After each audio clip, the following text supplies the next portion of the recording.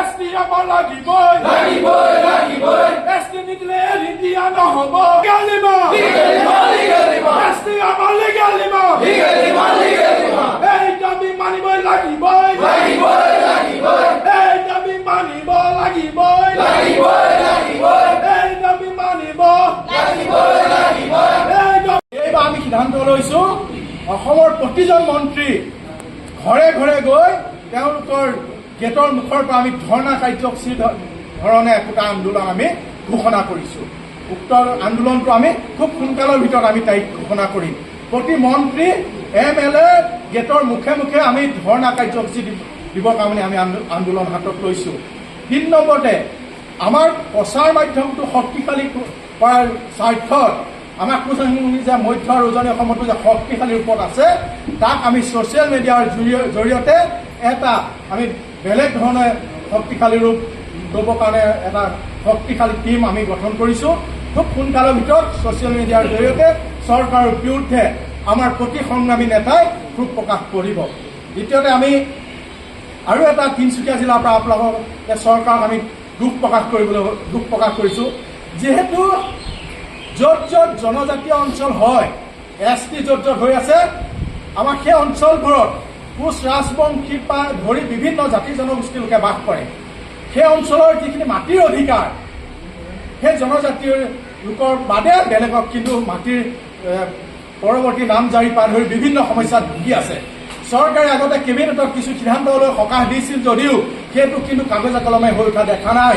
তাৰ ভিতৰতে শদিয়াৰ অম্বিকাপুৰ অঞ্চলত প্ৰায় 1985 চনৰ পৰা বসবাস কৰি থকা গাঁৱত প্ৰায় 10খন গাঁৱৰ লোকে বসবাস কৰি আছিল আৰু সেই অঞ্চলত এতিয়া বনাঞ্চল বুলি ঘোষণা কৰিছে। কিন্তু তাত যে বসবাস কৰি থকা যিসকল আমাৰ বিভিন্ন জাতি জনগোষ্ঠীৰ ব্যক্তি আছিল সেইসকলৰ মাটিৰ অধিকাৰ আজিলৈকে পোৱা নাই। গতিকে আপোনালোকৰ মাধ্যমে শদিয়াই নহয় য'ত য'ত এনেকুৱা ধৰণৰ পৰিস্থিতি হৈছে সকলোকে মুখ্যমন্ত্ৰীক আমি নজৰ দিবলৈ অনুৰোধ জনাইছোঁ যে আমাৰ মাটি আমাৰ খিলঞ্জীয়া মানুহৰ তাত বসবাস কৰে মানে এই খিলঞ্জীয়া যিটো জন্মস্বত্ব অধিকাৰ আপুনি যাতে খৰ্ব নকৰি সেই মাটিৰ অধিকাৰ সেই খিলঞ্জীয়া য'ত য'ত বসবাস কৰি আছে সেইসকলক দিয়াৰ ওপৰত গুৰুত্ব আৰোপ কৰিবলৈ আমি অনুৰোধ জনাইছোঁ। দ্বিতীয়তে আমি আমাৰ দ্বিতীয়তে হৈ গ'ল যিটো কোচ ৰাজবংশীৰ স্বায়ত্ত শাসন আমাৰ বহুকেইখন ঠাইৰ আমাৰ সংগ্ৰামী লোকসকল আহিছে।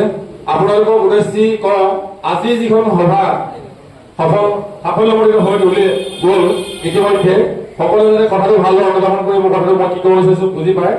আজি যিখন সুচাৰু পৰিচালনা কৰি সভাখন যে সাফল্যমণ্ডিত কৰিলে যিজন মহান কাব্যবোৰ আমাৰ মাজত উপস্থিত আছে অভিযুক্ত ডাঙৰীয়া তেখেতক অফিচিয়েলি এনাউন্স কৰা নাই, কিন্তু মই সদৌ শক্তিশালী ছাত্ৰ তিনিচুকীয়া মুখ্য সাংগঠনিক পদৰ যি দায়িত্বভাৰ পাইছোঁ দায়িত্বভাৰ প্ৰথম তিনিচুকীয়া জিলাৰ উপস্থায়ী হিচাপে ৰাখিব বিচাৰিছোঁ, যিটো অফিচিয়েলি মই আপোনালোকক জনাব বিচাৰিছোঁ। ইতিমধ্যে মই কেন্দ্ৰীয় কৰিছোঁ আপোনালোকে যদি জিলাখনৰ ফোন কৰিলে ছাৰ আপুনি আহিব লাগে মই আহিছোঁ। মই এটা ব্লক হিচাপে আহিছোঁ আপোনালোকৰ বিভিন্ন পৰিয়ালৰ পৰা আহিছে। আপোনালোকৰ মাজত মতৰ অমিল হ'ব পাৰে কিন্তু মনৰ ব্যক্তিগত মনৰ মিলেৰে আপোনালোকে আগবঢ়াই লৈ যাওক সেইখিনিকে শুভকামনা যাচিছোঁ।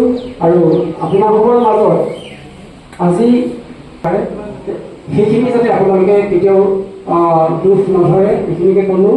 আৰু এখন সমষ্টি সমিতি গঠন হ'ব যিহেতু আমি জনজাতিৰ কাৰণে লাগি আছো। সমষ্টিৰ সমিতিৰ জৰিয়তে প্ৰতিজন